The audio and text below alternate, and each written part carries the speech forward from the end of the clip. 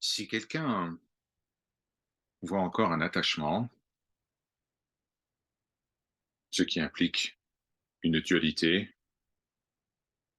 alors comment peut-il être appelé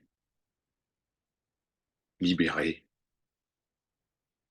Parce que pour l'être libéré, il n'y a pas d'autre.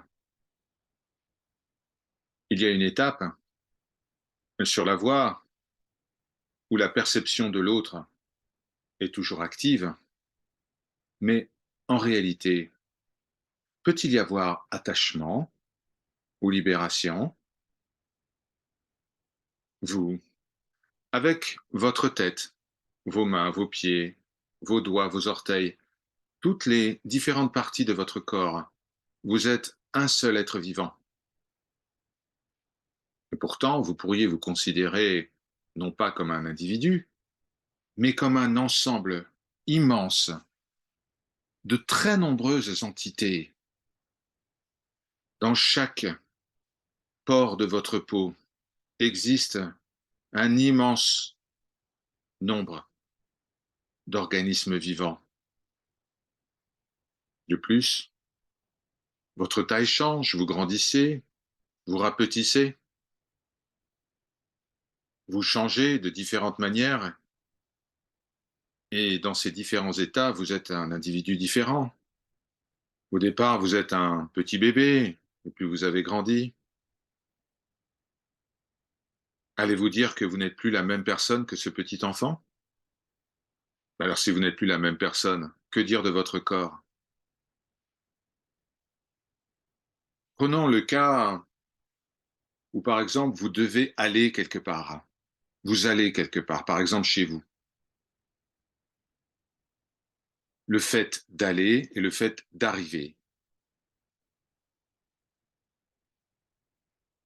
Cela implique que l'apparition, l'existence et la disparition se produisent au même instant. Vous disparaissez d'un endroit, vous apparaissez à un autre et vous existez durant le chemin. Vous devez comprendre que lorsque vous levez le pied avec l'intention d'aller quelque part, vous avez déjà quitté l'endroit où vous étiez et vous vous dirigez vers un nouvel endroit. Il y a donc mouvement et stabilité de manière simultanée. D'un certain point de vue, on peut parler de la permanence du mouvement. D'un autre côté, vous avez posé votre pied, mais où?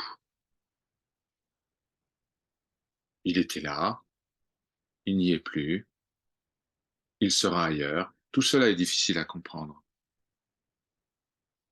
La création, la préservation et la dissolution sont un processus en évolution constante. Et tout est en vous. Essayez d'imaginer votre propre fin, si vous pouvez. Vous êtes. Et c'est pour cela que l'univers se manifeste. L'univers entier est en vous.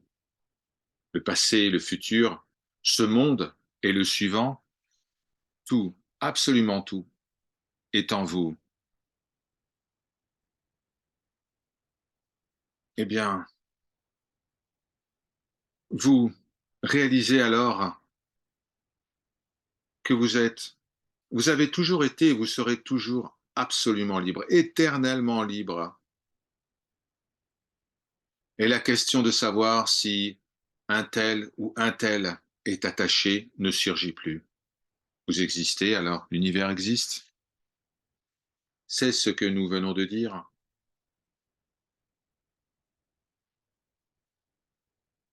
Quelque chose de similaire a été expliqué pour le corps l'autre jour. Tout est contenu en tout. On a besoin de vous et la personne qui appelle vous appelle Ram. Alors un autre individu intervient et dit, mais pourquoi vous l'appelez Ram? Ce n'est pas Ram, c'est Kamal.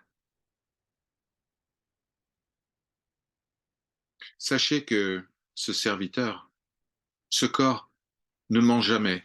Tout ce qui est dit est la pure vérité, immaculée. Il est vrai que vous êtes Kamal, mais il est également vrai que vous êtes Ram. C'est dans cet état que il n'y a plus de mensonge. C'est dans cet état que tout ce qui est dit est vrai.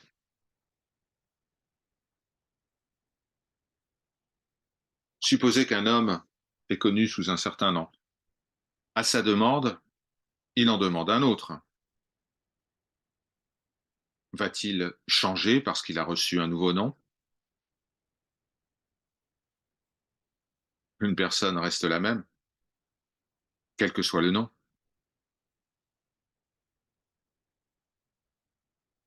L'amour que nous pouvons ressentir pour cette personne peut varier, mais pas à cause d'un changement de nom. Chaque homme reçoit un nom, mais il aurait pu en recevoir un autre. Vous êtes aussi bien Kamal que Ram. C'est la vérité, rien que la vérité. De même, tous les noms et toutes les formes sont également ce qui n'a pas de nom et pas de forme, et tout cela est contenu en vous. Réaliser le soi, cela veut dire réaliser que toutes les manifestations sont le soi. Fondamentalement, il n'y a que le Seigneur, et seul le Seigneur est libre. Ma dit que tout est contenu en chaque chose. Prenez l'exemple de, de ce corps de Ma, qui parfois change d'attitude en ce qui concerne le mouvement. Supposez que ce corps va dans une certaine direction, mais que soudainement, sans raison apparente, il se met à marcher dans une autre direction.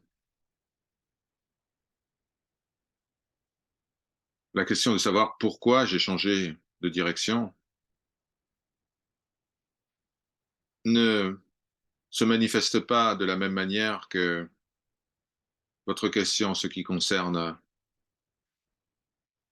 l'existence simultanée de deux noms. Réellement, véritablement, tout est contenu dans tout. Tout ce qui vient d'être expliqué jusqu'à présent est pour éclairer ce fait.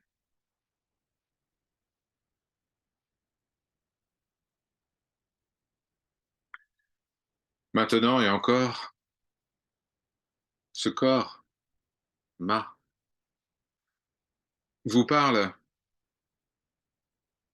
comme si vous étiez simultanément un très jeune enfant et un vieillard. D'une certaine façon, c'est ce qui se passe.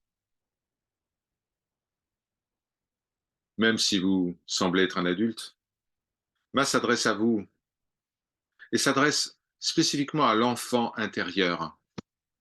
Mais ce n'est pas une erreur. Vous pouvez vous dire que c'est faux, c'est incorrect,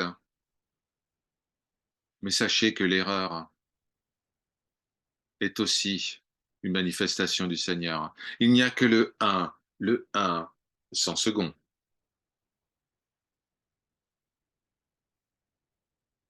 Les états de l'enfance, de la vieillesse, de l'âge adulte n'existent pas séparément, mais simultanément et au même endroit. Celui qui soutient que deux choses ne peuvent pas occuper le même espace au même moment n'a pas réalisé la nature du un infini.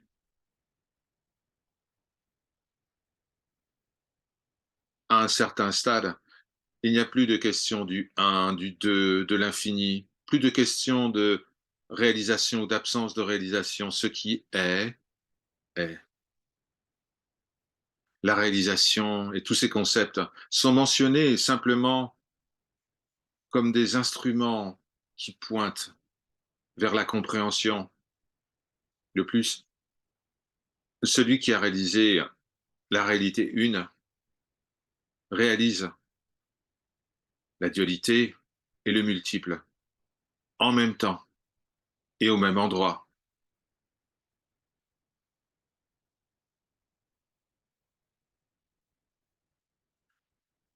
Comment se fait-il que vous êtes constamment taraudé par un sens du désir, du besoin? Parce que vous croyez que vos désirs ont été satisfaits alors que ce n'est pas le cas. De votre point de vue, de dire que tout est contenu dans le un et que ce un imprègne toute chose, eh bien, c'est une vision nouvelle, c'est un angle de perception différent. Le divin est complet, parfait. Rien ne peut être exclu du divin. Alors, il y a, et il doit y avoir constamment de nouvelles expressions, dans de nouveaux endroits, à de nouveaux moments. Rien, rien ne peut être rejeté ou mis de côté quand la réalité se révèle dans toute sa pureté.